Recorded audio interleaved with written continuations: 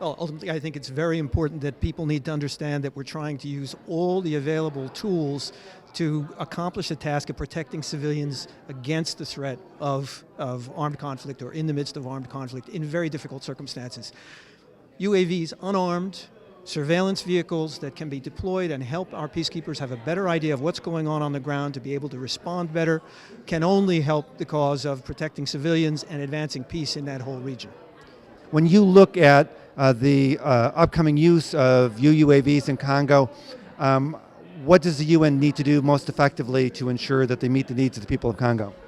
They need to talk to the people of Congo, do everything they can to do as many sort of town hall discussions with folks, make sure that they get out and about, especially in the Kivus, but across the east, to make sure that they get solicit input and make sure that they can kind of put that to work. And I think they will, and I think they can, and I think it's critically important for its success. The flip side, of course, of not doing that is that folks start to see these drones, right, around the region, and if you're living in a war zone, what would you think that was about? Of course, you'd think it was about war, not about peace. And so I think it's a really important sort of messaging thing for the UN to be involved in getting information from the local folks and then making sure that they ensure there's a really smart and effective dialogue with people.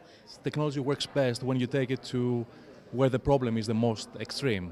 So we think that when it comes to transporting things around, this type of technology will have revolutionary uses. You don't need roads, you can have access anywhere with very little infrastructure investment. We think it's a perfect case, but we do need to engage in social fiction to figure out how do we make this happen. The technology is there.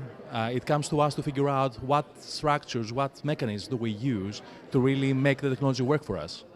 We can predict often because of the way that militaries move their assets, their military assets, whether they're helicopters or tanks or troops. We can predict sometimes when they're going to attack particular places, sometimes even defenseless villages. The key is to be able to connect that information and that assessment to communities of people, constituencies of people who care enough about that to raise the alarm.